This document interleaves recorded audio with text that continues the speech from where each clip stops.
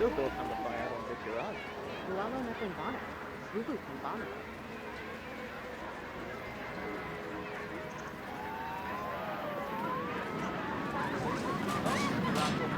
Manila commercial week.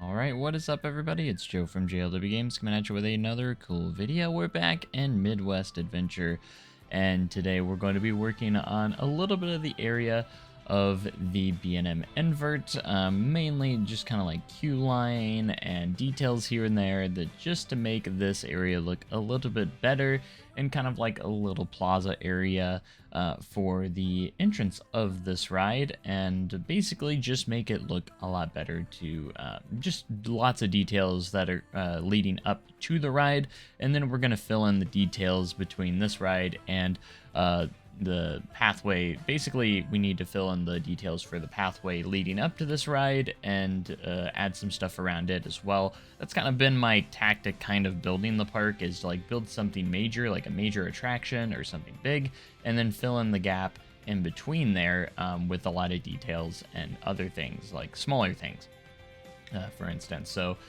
between here and, you know, the main part of the park that's pretty much done, we have to build, like, you know, maybe some more shops and facilities, and maybe even a flat ride or so potentially as well. But for this particular episode, we're mainly going to just do a lot of the details and also create a back entrance for the water park as well. I feel like just it needed to be done, and I wanted to connect the pathways so much that I've decided to go ahead and make a back entrance for the water park. I pretty much just, you'll see later on in the video that we will copy that over. But going into this queue line, I wanted to keep kind of like the same feel that we had for the station. So the big cover queue, big cover for the queue here, along with the entrance name, or the ride name right at the beginning, which is the Phantom, which looked pretty cool. And we have an entrance and priority pass queue as well. I think I built the queue line off screen just for fun, and a little bit of the perimeter fencing around near the perimeter, because obviously the queue line kind of goes through the coaster a little bit. So, but just a nice little entrance and priority sign there, and doing the lighting in here for when it is dark and at night. That way it's nice and well lit when we are in the dark time hours of the park. So I just wanted to make sure that the extended queue had some sort of cover over it, and nice structure for that. And I think it's kind of an interesting little area, you know, for this ride. You know, a lot of the black, grays, and white colors in for that particular ride. And I gotta say, it's just so nice to be able to do pathing in this game. Once you get the hang of it, it's so quick and easy. It feels like that. I feel like if I wanted to make something what I did here, it would have took so much longer in Planet Coaster 1. I think it could have been quite possible, but nothing too insane. I also had to do some management stuff, so we put it down a staff building, and also make sure that there's some mechanics and ride attendants nearby to try and keep the ride open at all times. They are going to be working on balancing the ride breakdowns, and that the mechanic should approach the ride before it's needed for you know, service. I feel like if you do well on your you know, your scheduling and stuff, that you should be rewarded by your rides never needing maintenance or like refurbishments and stuff. You know, as long as you got it set to where you're servicing them properly, you know, I feel like it should never have to worry about it degrading and stuff like that.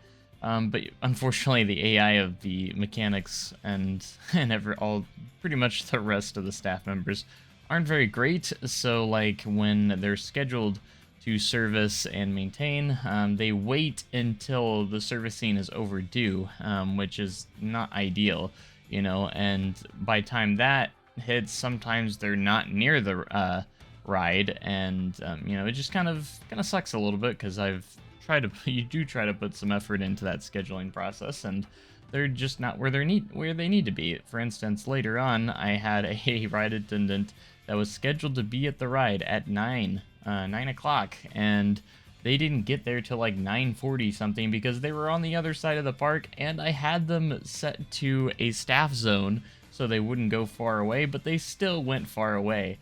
So I'm not entirely sure why they would go far away from the staff zone, because the staff zone is literally like the staff building, and you saw that I built it, or made that zone, for this ride in particular, and they still didn't stay towards it. So that's kind of interesting. I don't know why they didn't, but they didn't, and hopefully they kind of fixed a little bit of the AI for the workers and the staffing overall, because it is kind of annoying having to click emergency call.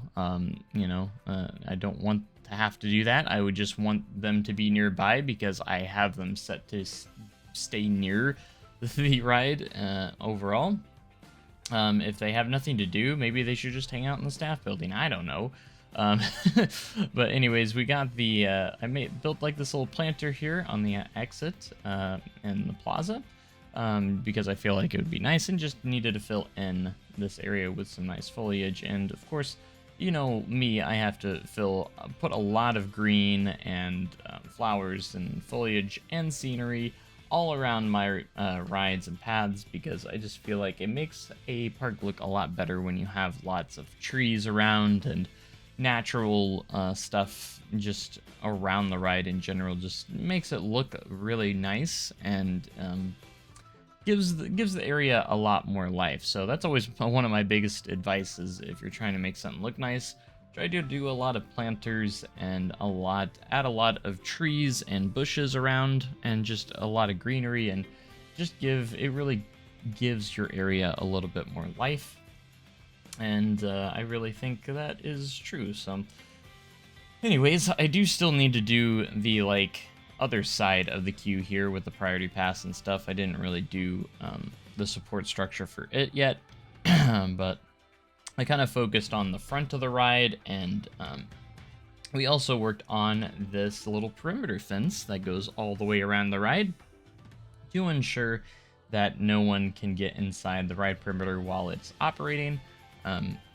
Excuse me, and just like most rides.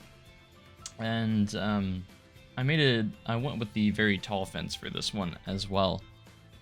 But that way we can, I like to at least try and do this for my rides, to try and make them be a little bit more realistic in a sense. And just like for this purpose of this ride, we're just gonna have a simple chain link fence that goes around. And I did add a nice danger restrictive sign, but you have to have the scaling mod. I did actually test that out recently. If you don't have the scaling mod and you download something that uses the scaling mod, it's not going to come out properly. You know, it doesn't make everything the sizes that they are supposed to be. So just keep that in mind. If you do have a scaling mod, you do have to keep in mind that people that don't have the scaling mod, it's not going to really work for them. So sorry, console players.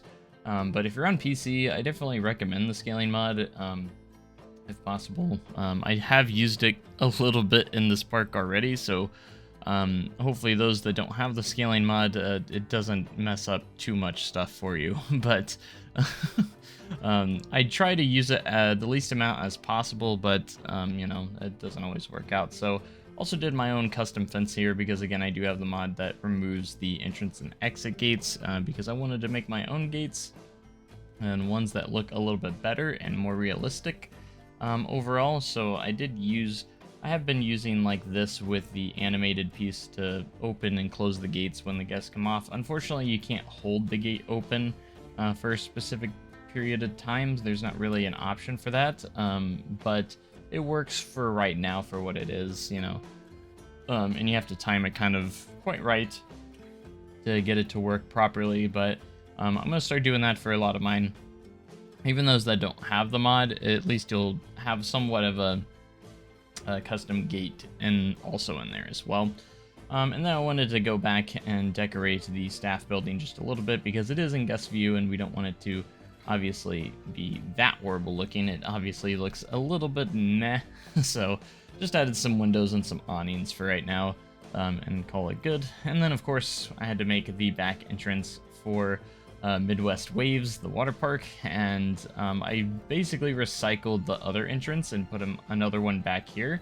And then of course I had to add some changing rooms for people that are using the back entrance that can also enter the dry park from the back as well. So if they want to decide to go back into the dry park, they can, or they can actually cut through as well. The idea of this park is that the water park is included. It's not separate from the park. You can actually, they're all connected using pads and everything, and there's not like an actual entrance, just those archways kind of serve as those entrances. So kind of think like you know, Splash and Safari with Holiday World. It's kind of included with your admission, and it's just part of the park like experience. So that's kind of the idea of how that's going to go. And yeah, just some path work here, and then I wanted to kind of start filling in gaps. This is what I was talking about with like filling in gaps between like major attractions, and like this pathway going back here is definitely one that I wanted to kind of get going. So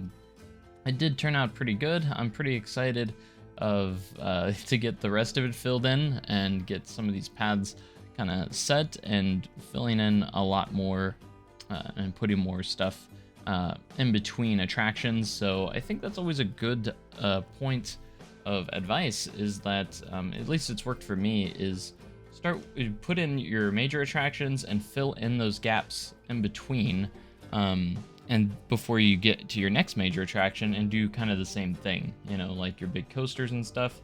You can fill those gaps in as you go, and it kind of has helped me really kind of create the shape and feel of my park overall. This park doesn't have much planning to it, and I feel like it still has turned out great. So that's one point of emphasis there. But that's going to about do it for this episode, guys. I hope you guys enjoyed after we get this planter done. So make sure you comment, like, and subscribe for more amazing content like this, guys.